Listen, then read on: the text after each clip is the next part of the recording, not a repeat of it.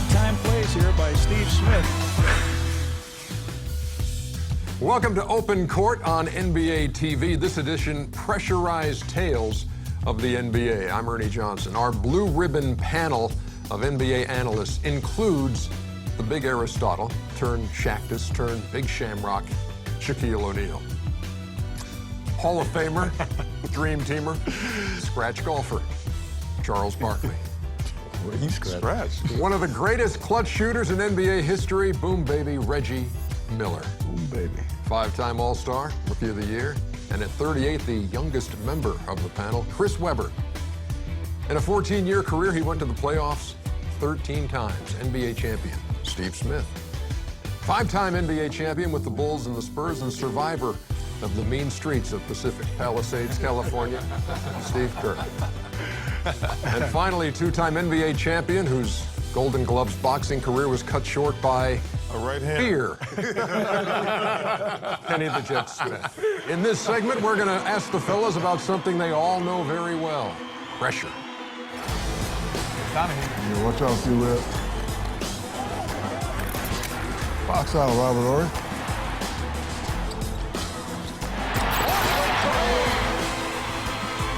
Smith makes his move, leans in, let's go!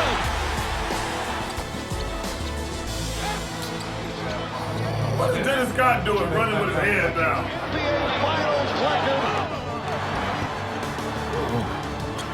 Be ready. Be ready. Shot, and he hits it. It's a three-pointer. Unswing that. Reggie Miller. The best shooter ever played a game ever in history. Bryant to shot! That right there. We are talking about pressurized games and the most pressure you've faced and what those situations are like. Steve Kerr, how do you define a pressurized situation, and what sets those games apart from others that you play? Well, it has to be playoffs. I mean, regular season games are, there can be pressure, but there's nothing like the playoffs. And to me, there's nothing like Game 7. And, you know, I played in a couple of Game 7s, one against the Pacers in the 98 Eastern Conference Finals. Thanks for bringing that up. I thought I would bring it up right away just to get us into the show, Reg. But no, that was the most pressure I've ever felt, that game, because it was the end of the Bulls' run. We knew this was it. The series was unreal. The home team won every game. Reggie's, making game shots in Indianapolis. I mean, it was an unbelievable series. And that Game 7, you guys took a 13-point lead early, and that arena was quiet. We could feel it. We could feel the end of the dynasty right there. You win the game 88-83. What do you remember about that? Well, I know being up 6 with about 5 or 6 minutes left, there's a jump ball on the Bulls' side of the court. It's between Rick Smits and Scottie Pippen. So we're assuming if we can get the tip, possibly go down and score, go up by 8, not that you're going to win the game, but that gives you a little bit of breathing room against a Michael Jordan and Scottie Pippen. Well, Scottie Pippen wins the tip. Steve's in the game. The ball goes straight to him. He knocks down a 3, cuts it to 3, and it almost was like we excelled. We knew then that it was over. But if we could have gone up by 8, not to say that we would have won, but it would have been a little bit of cushion and breathing room. How do you describe, is there one game that does stand out that says, yeah, that is the most pressure I ever felt? Or do all of those games kind of feel like, yeah, they were all pressure games and you can't differentiate between the degree of pressure, Kenny? For me, once the game starts, it's a pressure release. It's always like the pre-game stuff the night before and up to it. Like you don't feel the pressure of the game while you're playing it, to me. Even if a game is coming right down to it, if it's down to 10 seconds left in the game and it's a one possession, you say, especially, boy, this is a pressure moment. Most of these guys have been rolling when those moments are happening. So they're looking forward to getting the basketball or getting it in that moment, and you don't really feel the pressure. Only before the game you get headaches, you can't sleep the night before, you're antsy, you can't keep any food down, you're not hungry. And then when the game starts, it's like a release, and you're like, finally here. But the most fun game like that for me, actually we lost. It was Game 7 against Seattle, where that was the one game where for a whole half, every shot meant you go up one or down one for a whole half and including an overtime. Where I had never been in a game where every shot, the crowd would go crazy and it was so big of a play. But when you're in the game, I don't know if you feel the pressure. These two guys are right. There's nothing like a Game 7. Ain't nothing like it. And once the game starts, you're relieved because Steve had a great point, Game 7, but Kenny's point, the stuff in between Game 6 and Game 7, you ain't sleeping. You're not scared, but you're nervous. You can't wait for the game. You're like, man, can we play tomorrow? But that's like the longest 48-hour period in between Game 6 and Game 7. But you're so relieved when the ball is tipped off, because then you can just think about basketball.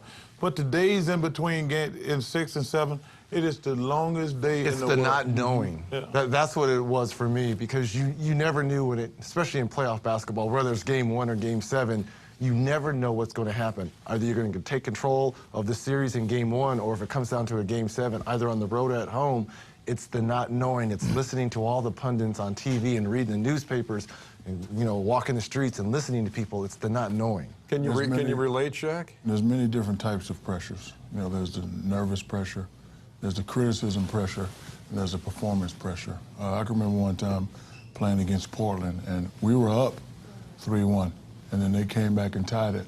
So now we had to go to the Game 7. That was really the only time I faced pressure. And then, of course, they choked at the end. And Shaq, really, I was hoping you were going to go there, because when you talk about pressure situations and you talk about being able to see the finish line right there, and here you are, Smitty. There's no choke. You're up 15 in the fourth quarter. We're up 15 in the fourth quarter, but when it comes down to it, and Shaq knows, 32 seconds left, I drive the basketball. how many seconds left? 32 seconds. I still remember. You sure about that? Kenny, I'm fouled. Steve, I'm fouled. And no call is, no foul is called. They were up 3-1. I think if we win that game, Shaq, we break up that dynasty of the Lakers. I agree, because, at that time, that was our, first championship. But before that, we always got swept. So, in the timeout, we went to the timeout, and Phil Jackson said, "This how you want to go out? All right, I'll see you next summer." And he kind of relieved the pressure when he said that, because he made us change our thought process at the time. Kenny talks about the pressure being between games and that kind of thing.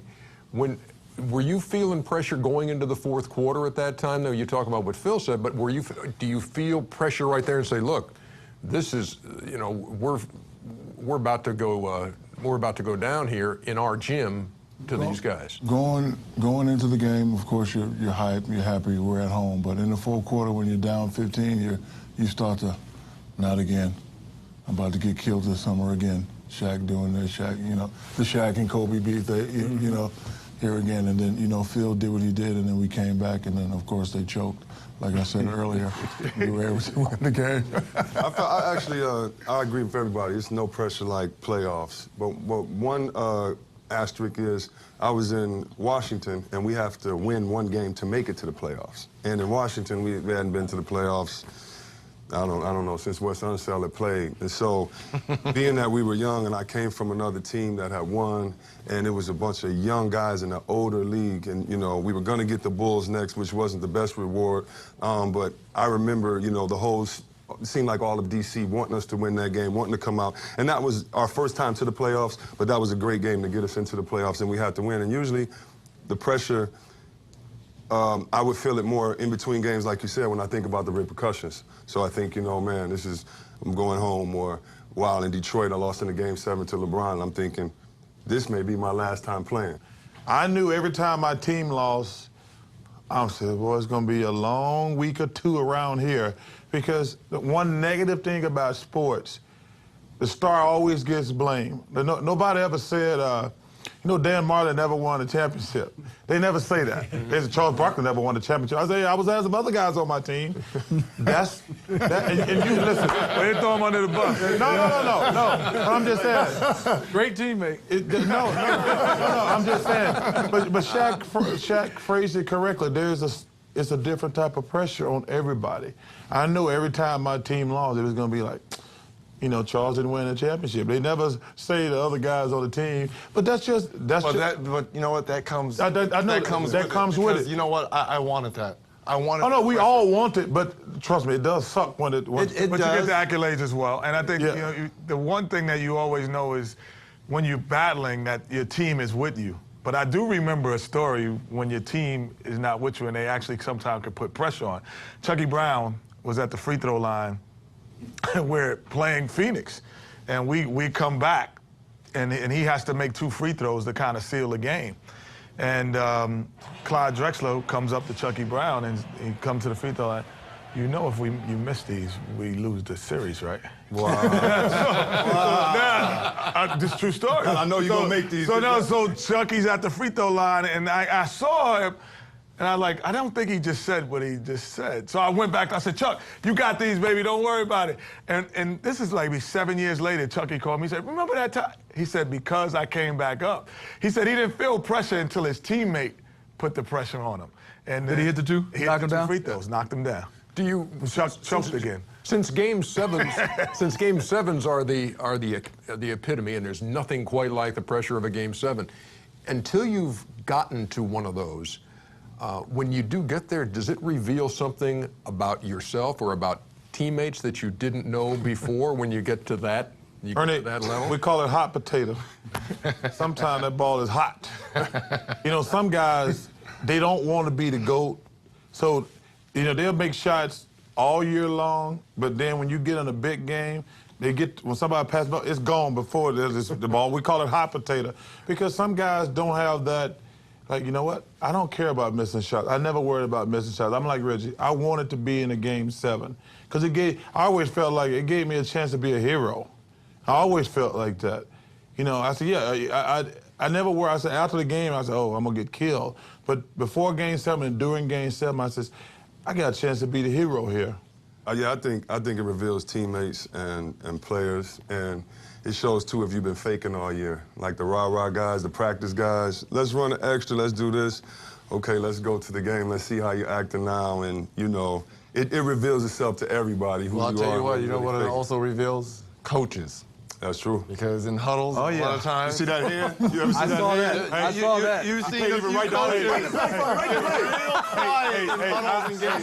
I played with a coach. We call him a dribbler, because every time he wrote a guy a number down like 1, 2, 3, 4, 5, everybody was dribbling. We're like, Coach, we don't even know who got the ball.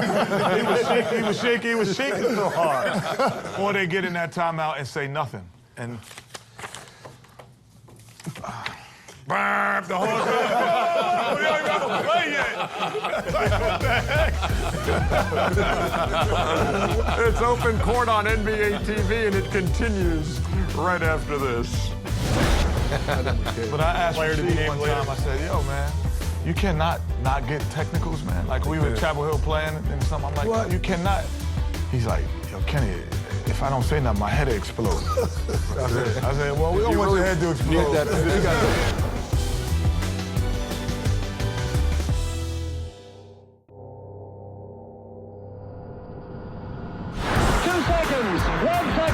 West throws it up. He makes it. West threw it up and makes it. Won't start until it's... I was watching that game on a Friday night. And that's when they be able to tape the lady. The band was almost on the floor. Oh, right here. This is unbelievable right here. Crying right there. Isaiah hurt my heart. Here's your man, Bill Walton. Look how Kareem was open. Look at this. Don't jump. Yeah. Kareem was open. Yeah, wide open. Yeah. Comes into Jordan. Here's Michael at the front. Shot on Elo. Good! The Bulls win! Everybody thinks that's true. They get serving Jack. Brad Sellers won't leave him. He's like, no, let me go, man. I'm like, oh, that's Craig Elo, man. Foul. Offensive foul. Push off. Push off.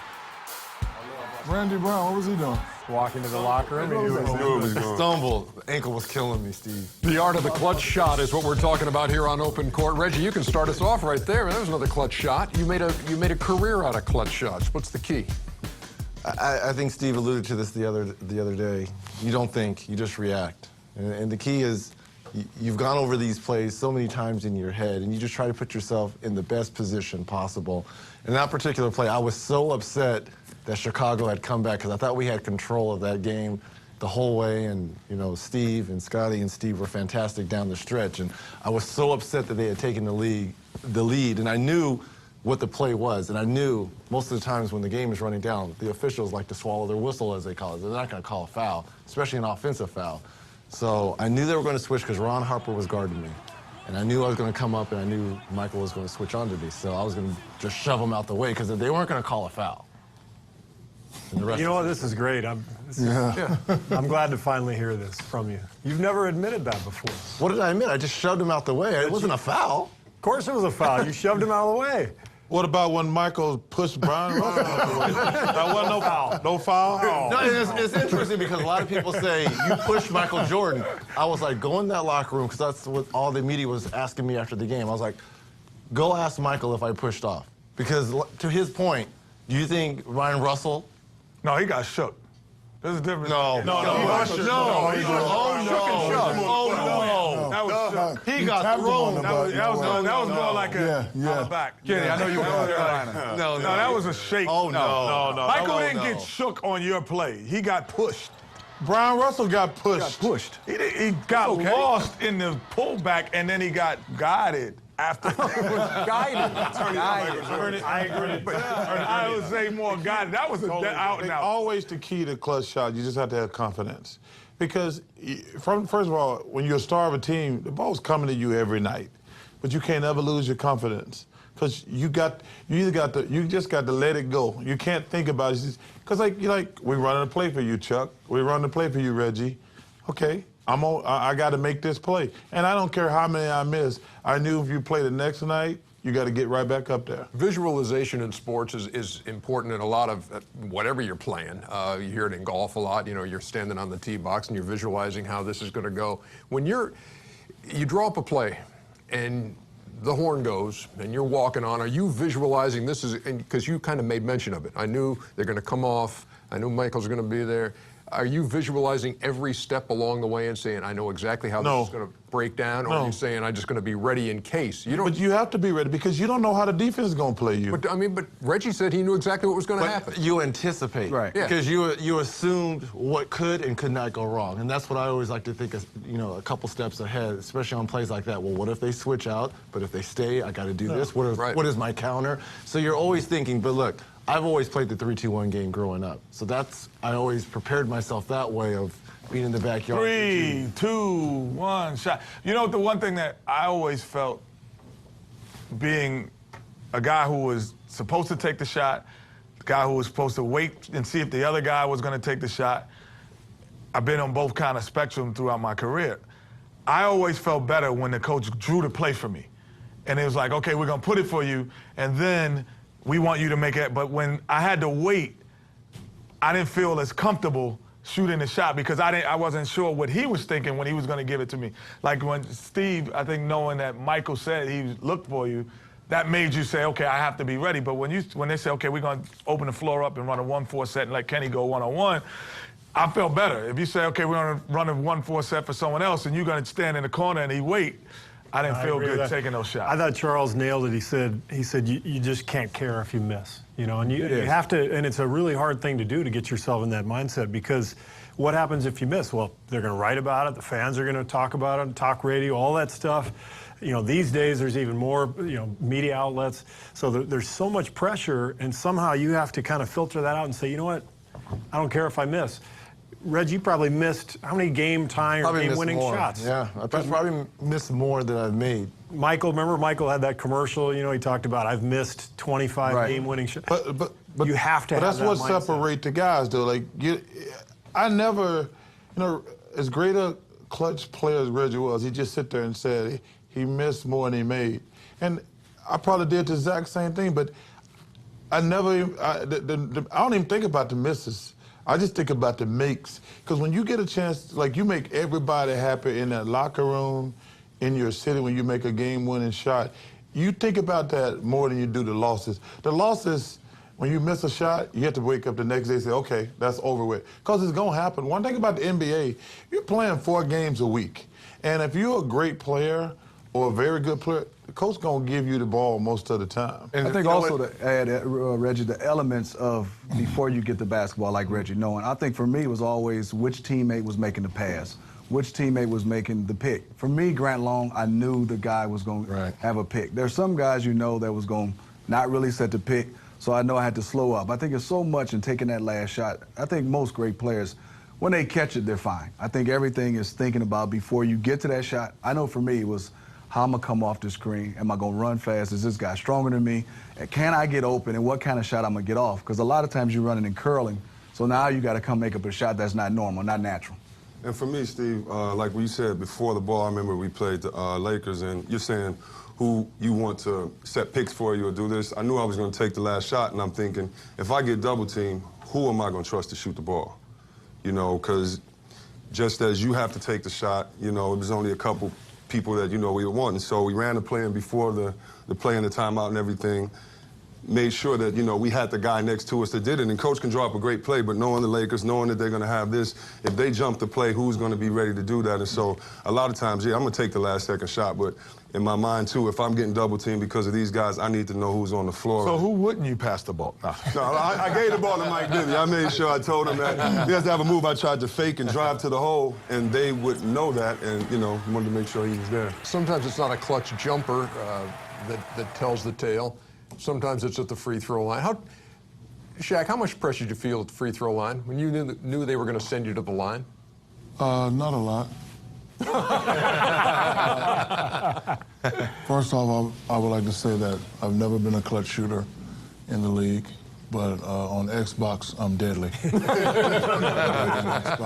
You know, in being a fan and watching the game, I've always seen clutch shooters want the ball. I can remember an instance where Charles was playing the Spurs, and I don't know what play they called up, but I could see Charles get the ball and look up at the clock, and you could tell that he wanted it. And he wanted it, and he knew he was going to win the game. So he took a couple dribbles, he stepped back, and he shot the jumper on David Robinson. And you could look in his eyes that he knew the shot was going to go, and he wanted it. So most clutch shooters that I've seen, Reggie, Steve, all the guys on this panel, except myself, they wanted the ball.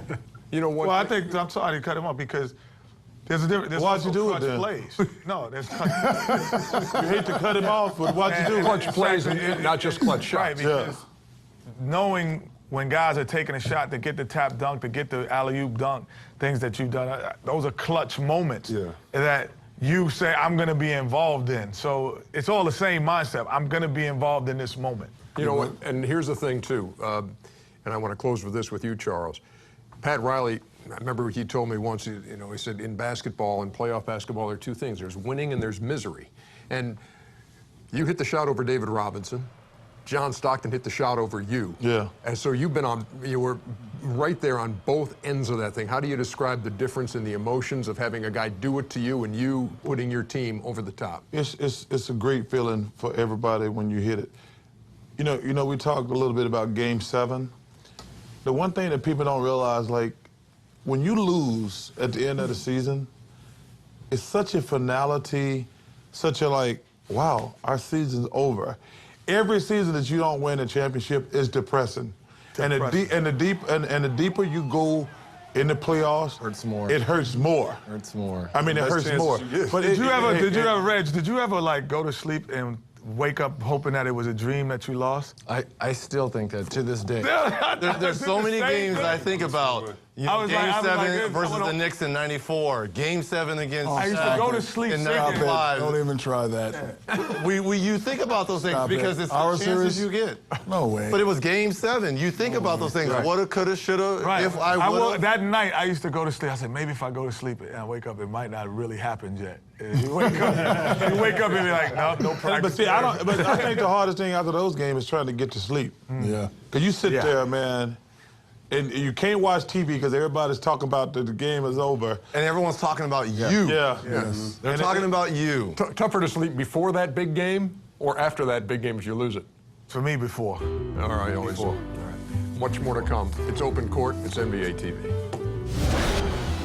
And I tell people, I said, Reggie Miller's the best shooter I ever seen.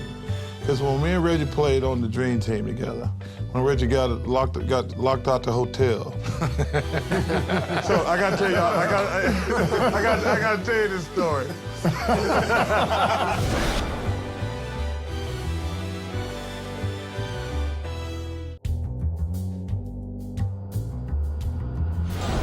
Bird has it. Y'all Can you believe that? Yeah, What a game.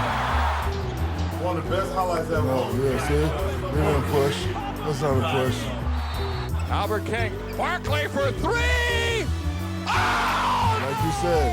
Yeah, like you said. The ball to glass, it don't count. What was that, hot play right there? Here comes the bow. Here comes the bow. Sam Mitchell. Like the movie TIE Fighter. You ready, Steve? You ready, Steve? So if it comes right down to it, who do you want taking the last shot? If you can just draw it up right now and you say, okay, I got one guy who can take the last shot for my team, that guy is going to be... It's between Craig Elo and Michael Jordan. I'm gonna go with MJ, I think. What makes him the guy? Or what makes anybody the guy you want with the ball in his hands in the last couple of seconds? The mentality that we've talked about of, wanting the ball and not caring if you miss and all that. But I think for the very last second shot, you really have to get the ball to a guy who can create a shot out of nothing, I think, because the coach can draw up the greatest play ever, but defenses are good, defenders are great athletes. A lot of times that shot isn't there, and that's why if you have a guy like Michael who can create space, or Bird who can give you that little shove and then shoot from behind his ear, and I mean those guys are the ones who can do it under duress, and that's the key. Sometimes it's not the guy, the Michael Jordan that gets to take that shot. Sometimes it's a guy who, like Derek Fisher, when they're in San Antonio, Derek Fisher hits that shot, Shaq. Take me back to that night. Well, before the play, Tim Duncan hit an incredible shot because I fouled him. I was in his face, I pushed him, and he threw it off the glass and it went in. So Phil had drew up the play for Kobe because, Kobe is, phenomenal when it comes to, last-second shots. But like he said, the defense knew Kobe was getting the ball, so they doubled off Fish. He threw it to Fish, .04. He threw it up and it went in. And before the ref could say something, I grabbed everybody. I was like, "Let's go, let's go." But I would have to go with Jerry West, Mr. Clutch, because he was a great shooter. He always wanted that pressure, and from all the highlights I've seen, he's hit more than he's missed. I'm a little biased, but I'm gonna go with Reggie Miller for the simple reason. Think about this. You go back and look at my era. Michael was the greatest player, everybody knows that. But I think it's fair to say, we look at all these highlights, I think there's more Reggie Miller highlights than any other player. I mean, clearly there's been plenty of great players, don't get me wrong.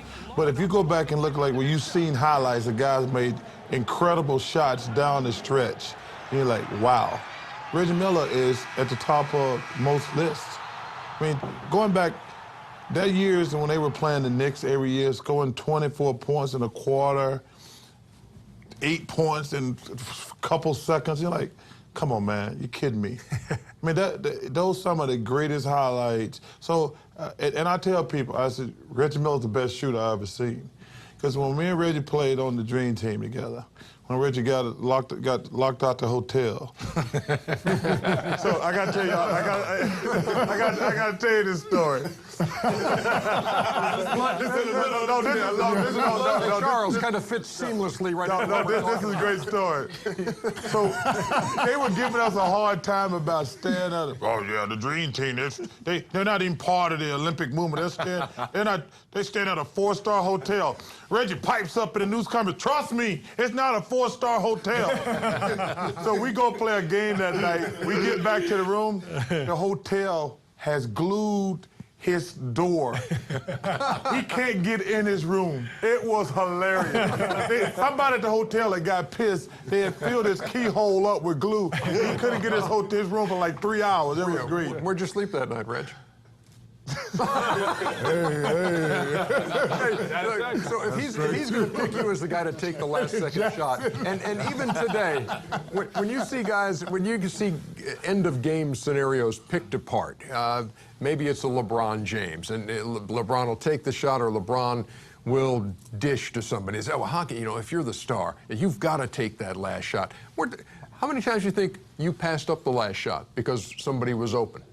Maybe only a couple times, because I want the success. It's 50-50, and that's how I always broke it down in my head. Are you going to be the hero or the GOAT? One of the two. So a lot of times, even if it was a tough shot, I was going to take the shot.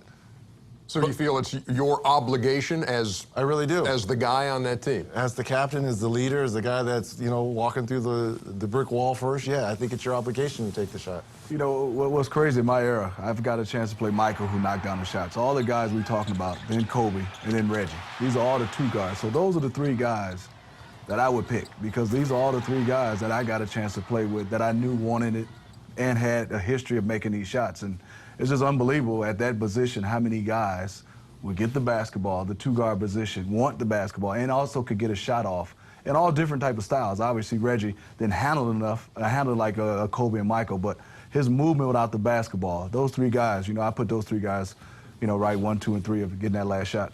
Guys I play with, I would have to put 2 in.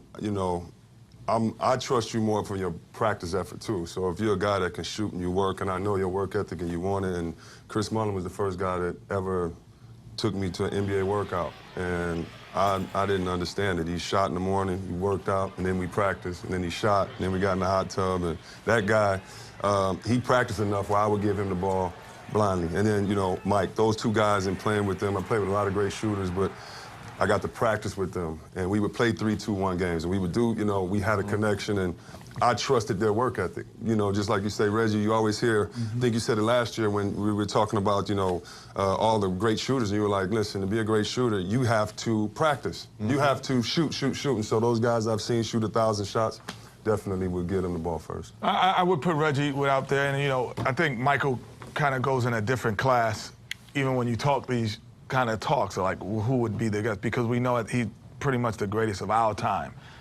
But there's a bunch of guys that would fit in that category that they don't get talked about all the time. Nick Van Exel was one of those guys who took big shots down the stretch and was consistently, when he was from Dallas to the Lakers, always would take big shots. Vernon Maxwell was another guy. Big shot Bob. Don't say his name. Big shot Bob. I thought about it. I was not going to say his name. Guys, I was not going to do it. Chauncey Billups, guys like that who may not be the guy who you figure that could create their own shot, but somehow, some way, when the game's on the line, the ball would end up in their hands, and that's not an accident. Yeah, it's amazing, isn't it, sometimes, Shaq, or do you find it that way when you say, how does the ball always wind up right there, whether it's the Vlade tap out to big shot Bob, and it's always in his hands, always with the horn going off. It's amazing. Rebound, O'Neal, coming up short. Ori for the win. If it wasn't for Big Shot Bob, I probably would only have 2. He had some incredible shots. Another guy you forgot to put on that list, Glenn Rice. Glenn Rice? Yeah. Glenn Rice. So, the main thing is you have to want the ball, and you just have to let it go. I mean, I've never been a shooter, but like I said earlier on Xbox, I'm an animal. we probably didn't mention Larry Bird enough either. I know his name was brought up a couple times, but I mean, in his prime, and we saw one of the highlights against the Hawks. I mean, that guy was ridiculous at the end of games. You know what? I thought we were talking about guys we played with. Of course, it's Jordan Bird and this guy. Yeah. I just had to make sure I got that straight. I was on. But I'm telling you what, if you're talking about current players in today's game, I like Carmelo Anthony with his hands on the ball. I like Dwayne Wade. I think he's an unbelievable finisher in today's game. Can you be a good clutch shooter without being a good free throw shooter? Meaning, like, does that guy think of the in 3, 2, 1, because you could hit a guy with a pump fake and just say, okay, I'm going to line and get 3 free throws. So that defender had to check you they couldn't go for your pump fakes. Well, how bad are they? A 60-70% free throw shooter? I don't think you can, Tris. Yeah, I think because you can't be fearful to go to the line and making those moves, because a lot of those times the move isn't the shot and it is the foul, and you have to go through and it never gets to be a clutch shot. And you have to go down and knock down those free throws. But of course, the easiest way to remedy all that is just to be awesome on the Xbox. We will come back. We'll have much more on Open Court on NBA TV. You said something funny to me, and it's before the game, and we at the circle, and I laugh, and I'm like, hold on. Yeah. Hey, now, hold on, ain't nothing funny right now. And I was like, ding, ding, ding, got him. Rolled him in.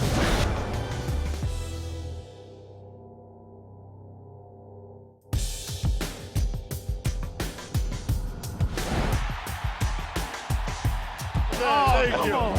Hey, the dog.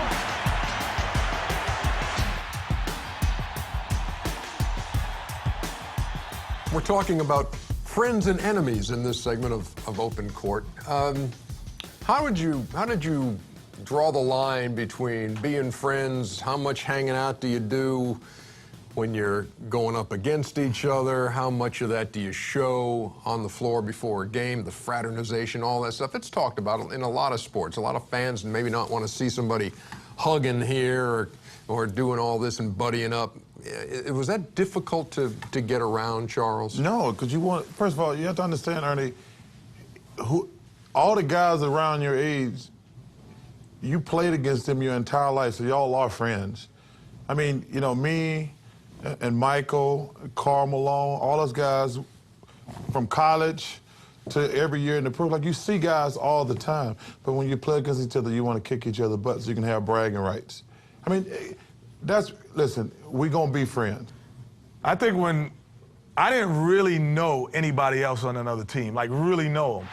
I think now guys really know each other. So I didn't know players until I retired. And I was like, oh man, Alonzo Mourning's a real nice dude. Like, I didn't really know him. And that fraternization that you see now in today's game is a little bit more. Charles, because he's mentioning guys he played in the Dream Team with.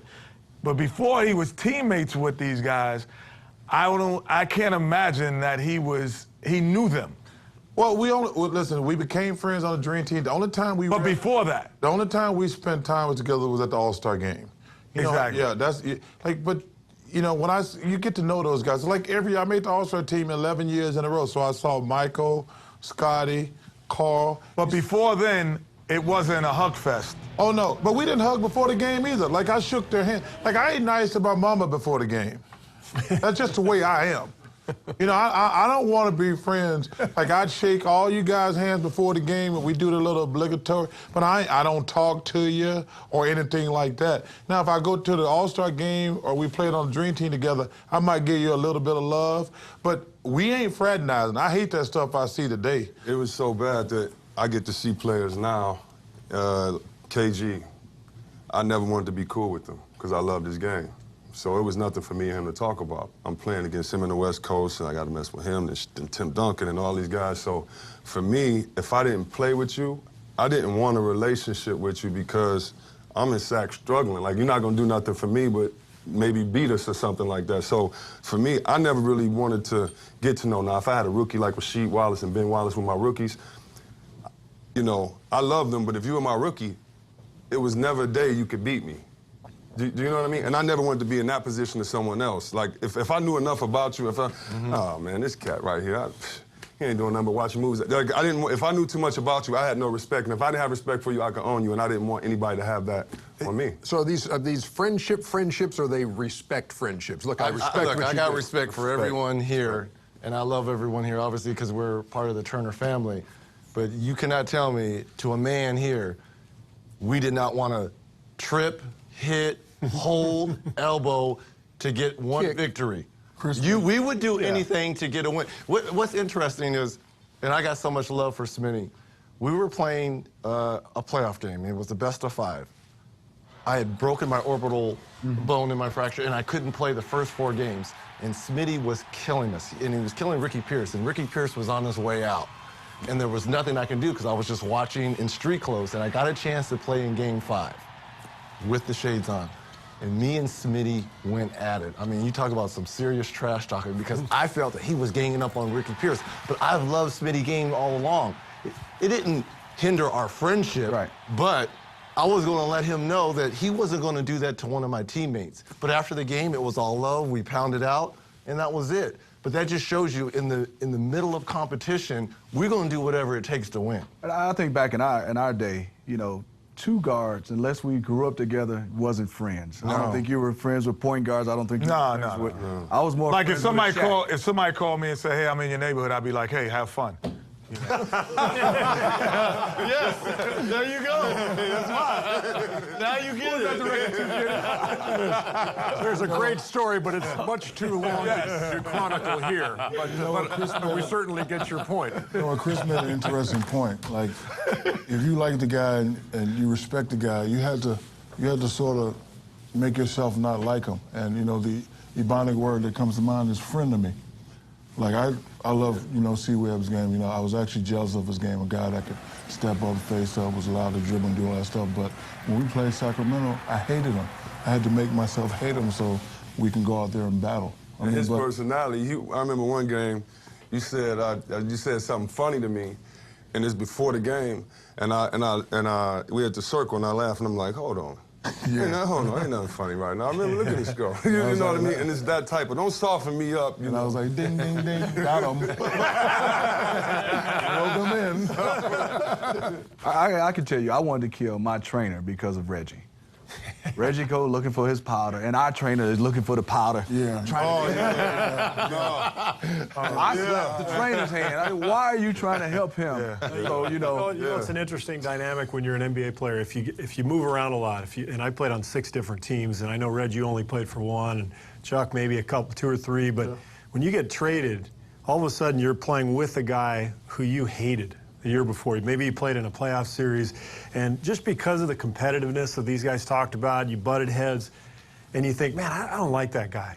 And now all of a sudden you get traded, and you realize he's a really good guy, you know. And I got traded to Portland for Steve Smith, and we had played them when I was with San Antonio in the playoffs, in the conference finals, I think it was. We had a battle, and I didn't like any of you guys. Then I get traded to Portland, and you know, Rasheed, Bonzi, all these guys I couldn't stand in the play. They were so much fun. I had a great time in the locker room with these guys. I mean, it just changes the dynamic entirely. You got traded for a white guy? What are you doing? It was Derek Anderson and Steve. Yeah, it was a black guy and a white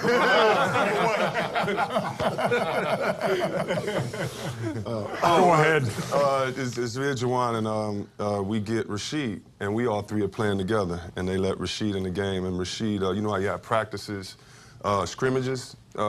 He was getting technicals in our scrimmages. He got kicked out of our practice because he was going at the refs. So we give Rasheed a big talk, you know, for the game. You know, hey, man, you know, you're going to have a good image. You're going to play hard. He's like, yeah, I'm listening. He's like, I've really been wanting. I'm going to make Coach Smith. Everybody proud. They're going to watch it. First game, first play, he cussed the ref out, got a technical. And, you know, that's just the way it is, though. That's Chris Webber, once upon a time traded for Tom Gugliotta. We'll be back with more. That's right. I was mad at him. I can give you the theme music if you like. Give me some drums, Reggie. Dun, dun, dun, dun. Dun, dun, dun, dun. You want some more of this Charles Barkley? That's enough.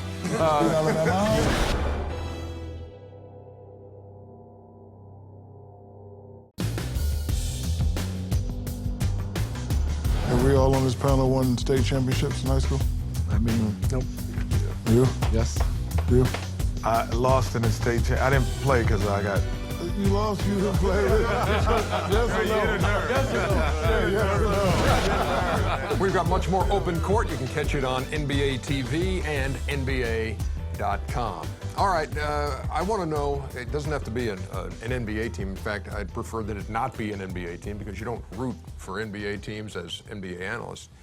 Who's your favorite team to root for outside of the NBA? This can be baseball, this can be football, this can be hockey. Who's you're a biggest fan of the? I already know. Sue! You know who Sue is? No. And Dominican? And Thank Dominican. you. You're You're Lions. the smartest football fan in here. Which one is that? Detroit Lions. Matt Stafford, Yeah. University of Georgia. Yeah, Megatron? definitely. We're going to win the Super Bowl this year. You heard it here first. Megatron? Yeah, Megatron. I'm with Megatron's him. a I echo beast. that. It's been a difficult time being a Detroit Lions One fan. playoff game since '54 we won. First of all, y'all ain't in the playoffs. That's why nobody heard Y'all of- ain't in the playoffs yet. Barry Sanders. What? Y'all heard of that? Who's your team? Auburn, Alabama. Philly? The Dream Team? That's your team. No, right? you know what? That's your team, right? I got to tell you my favorite. Here we go. He gonna jump all Here we over go. the place. No, growing up in Alabama, we don't have any professional team. My grandfather loves the Atlanta Braves. My grandfather he was one of the great people in my life. If I went down to his house 1,000 times, he had the Atlanta Braves on. Remember, they were America's team. They were on TBS, the Superstation. We buried him in his hat, his Braves hat. He had the worst looking Atlanta Braves hat. He wore it every single day. Would not miss a Braves game. And it was unbelievable. Knew everything. They knew every player on the Braves because he adopted them because we don't have any pro teams. How about you, Smitty? I'm going outside of pro. I'm going my high school, Detroit Persian, and Michigan State. We're about to play. Homer. Yeah, for sure. Okay. That's me. That's what being a fan is all about. Which team in New York is your favorite? Yeah. I mean, since you like every team in New York. I'm St. just John's, saying. John Law College. I mean, with outside, everyone knows the alma mater. That's not even fair. Where'd you go? University of North Carolina. But I mean, the alma mater, knowing that most of us are going to have an affinity to that. Detroit Lions, I don't understand that. But I would say, That's all right. but I would say my favorite team to watch would probably be the Yankees. And the Mets. And the Said that Mets. earlier. Look, and the Mets. And the Mets.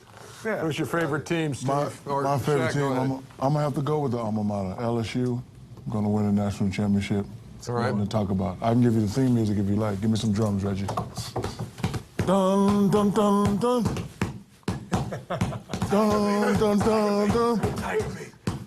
You want some more of this, Charles Barkley? That's enough. Alabama. Steve Kerr? Same, Arizona Wildcats. I left the bar early last night so I could go watch Arizona play Duquesne. So Yeah, I saw that That's how much it means. It was on at the bar. Anybody else? Huge baseball fan, as you guys know. LA Angels of Anaheim.